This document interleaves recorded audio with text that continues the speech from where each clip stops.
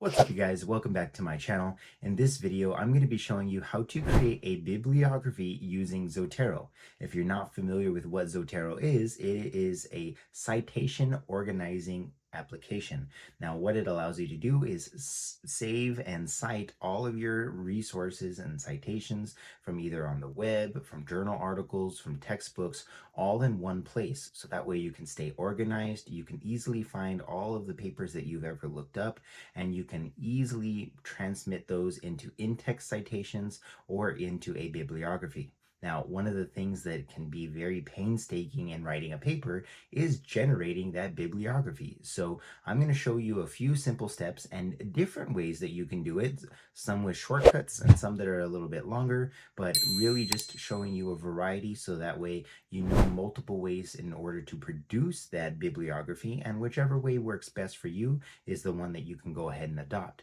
Now, the first thing you're going to need to do is make sure that you have Zotero on your laptop. If you don't have that, then you can actually click on the video that I'm going to have in the description below. I've done another video where I show you how to download Zotero, how to set it up step by step, very clear cut, and I give a few little pointers and tips in there as well. But this video is strictly going to be about how to get that nice, crisp bibliography into your paper. So without further ado, let's go ahead and get into this one. I'm going to go ahead and pull up my Word document that I already have set up here. Okay, so a nice blank Word document. We're going to pretend that we've written our paper, and I have my Zotero here as well. So again, if you need to learn how to set up your Zotero, link in the description. So with that said, let's pretend that you are writing a paper and you have these 6 papers here that you want to cite as your bibliography. Now, if you're looking at your papers, kind of extend it. So here's my citations. Okay, I have all of the information in there that I'm going to need. I have the title. I have all of the authors for each of those papers. I have the volume number for that article, the issue, the page number. So you want to make sure that you have all of this information and it is correct.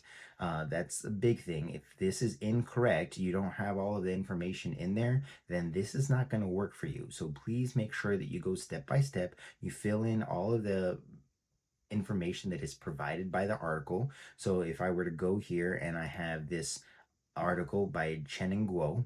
Okay, I have the title in there. I have it in sentence cased, so the first letter is capitalized. Okay, and then the first letter after a colon is also going to be capitalized. Everything else is going to be lowercase. You're going to make sure that your authors are appropriately listed in there, both first and last name. If you don't have the first name, I would just at least put that first initial there. From there, you're also going to write the publication. Okay, now that one is going to be in capitalized text. So each letter is going to be capitalized with the exception of things like and at and all those words. Your primary words are going to be capitalized. You're going to include your volume, your issue number, your page range. So don't tell me how many pages it is. It's going to be the page range. So if it starts from page 82 and it goes to page 105, make sure that you put that there with the dash. Okay, the date, really, as long as you have a date, doesn't really matter if you put the month and the actual day. Really, all that's going to get displayed is going to be the year. Now, it could be different with things like MLA, Chicago, etc. I use APA, and so for us, all you really need is going to be that year. Best practice is to just, if you have it, go ahead and save it in here so that way you can always refer back to it later. Okay, you'll continue on. If you have any of the DOI, the ISSN number, you want to make sure all of that is there. So I think you kind of get my drift. Once you have that in there, okay, there's a few things that we can do. So here's a quick tip. If I am here on my sources, and let's say I want to use all 6 sources for my bibliography, I can hit the Command A button. That's going to highlight all of my sources.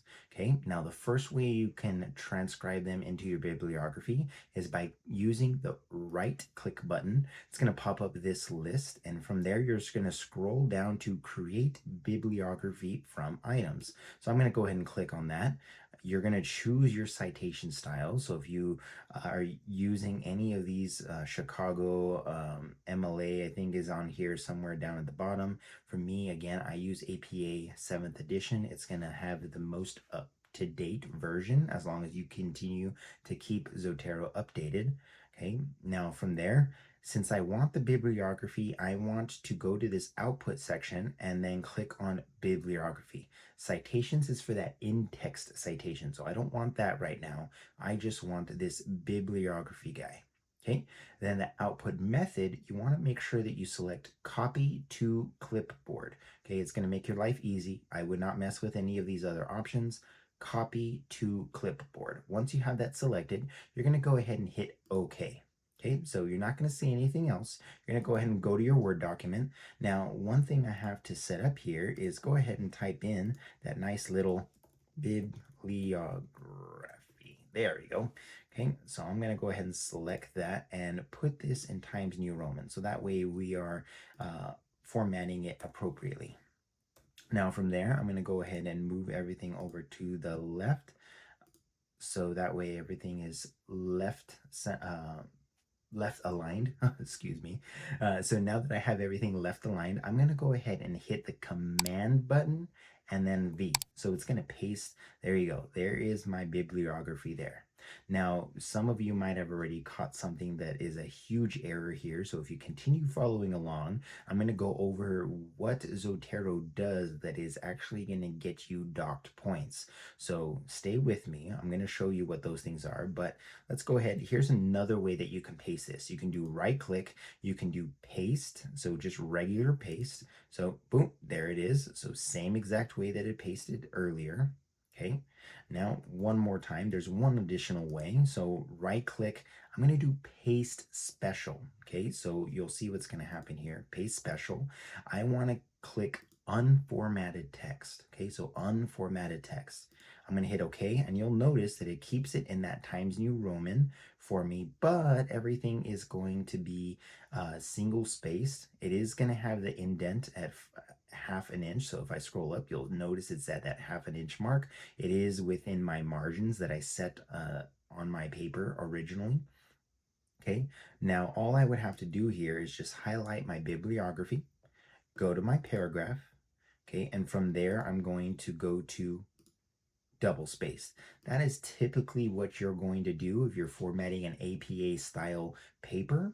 Okay, so now everything is correct. I'm gonna make sure that this bibliography is also double spaced. Okay, there you go. So want to make sure that everything is double spaced there. You'll most likely make any amendments that you need to, but everything is good. Now, if I go back, let's go ahead and show you another method that you can go ahead and put some of these sources in there for. So I'm going to go ahead and select the first one. Now let's pretend in your paper that you didn't actually select all of these papers. You only selected 3 out of the 6. So what you can do is go ahead and hit command. So hold down the command button. And let's say I did the first, the third, and maybe this 6th paper. Okay, so I only have the first, third, and 6th paper. I was holding down command the whole time, so that way it allows me to select just the ones I want. Okay, so now from there, here's my next tip. Okay, you're gonna hold down command, shift, and then C. So again, that is command, shift, and then C. When I go to my Word document, I'm going to hit command V. Boom, there you go. I have all 3 of the ones that I had selected. Now the Command Shift C button is just a shortcut, so that way you're not having to do the right click and select all of those different options. It's going to automatically do it for you. Now, if you remember a little while ago in the video, I said that there's something here that's going to get you docked on your paper if you don't fix it. So let's go ahead and go look at this. If I scroll up, you'll notice this little guy right here is outside of my margins. So if you're trying to format it appropriately, you're gonna get docked and it's gonna get marked off because it's no longer in my margins. Okay, so what you wanna do is go ahead and highlight those citations. You're gonna go ahead and pull this top little arrow towards my margin line, so top arrow, Okay, you're going to bring it to the margin, and this bottom arrow right here, you're going to bring it in 1/2 inch. That is APA guidelines. You want to indent 1/2 inch. So now my citations are appropriately aligned. The next thing in here, it's really going to be dependent on your professor or whoever you might be submitting a paper to for publication, but sometimes they do not like this little blue hyperlink. So what you can do, a few things to kind of get rid of this, is one, first start by getting rid of that underline. You don't want that to be showing. Now, the way I'm going to show you is going to keep the hyperlink, but it's just going to mask the blue and the underline. Okay, so you're going to hit the underline once. That's going to underline everything. You're going to hit it a second time. That's going to get rid of that underline for you. Okay, the next thing you're going to do is scroll on over here to the right. You're going to click on the A in black, so it's going to change our text to the black font, and now you have that appropriate all black bibliography. However, if your professor or whoever you're submitting this to still wants to be able to go check or click on the DOI that's there, it is still linked. So if you notice, when I run my cursor over that hyperlink or that HTTPS, okay, you're going to notice that DOI is still going to pop up if I wanted to, and it'll allow me to go to that website for that particular article. So that is a great option to really kind of mask your bibliography and ensure that it meets the guidelines for your professor or for whoever you're submitting your article to, but still have the hyperlink there. Now, the last thing I'm going to go ahead and show you here is going to be some modifications. Some colleges like to have the bibliography where each citation is single text, but there is still a space separating each of the different citations. So there's a double space between citations, but a single space within the citation. So what you can do here will make a little bit more sense once I actually do it. Okay, I'm going to start off by first making it one, single spaced, and then two, I'm going to go here back to where I have my spacing. Okay, I'm going to go scroll down to add space after paragraph. So now what that does is it's going to give me, again, each citation is single spaced within the citation, but double spaced between each citation. Okay, so that is another option. Some schools do have that. They like to use that so that way it doesn't take up so many pages if you're submitting a thesis or submitting a dissertation. So that is one additional thing that might help you out in the future. And that's really all I have for this video. If it helped you out at all, please go ahead and consider giving this video a thumbs up. Hit the subscribe button below. And then in addition to that, I also have links to a few additional videos to help you out with Zotero in that description. Until next time, guys, peace.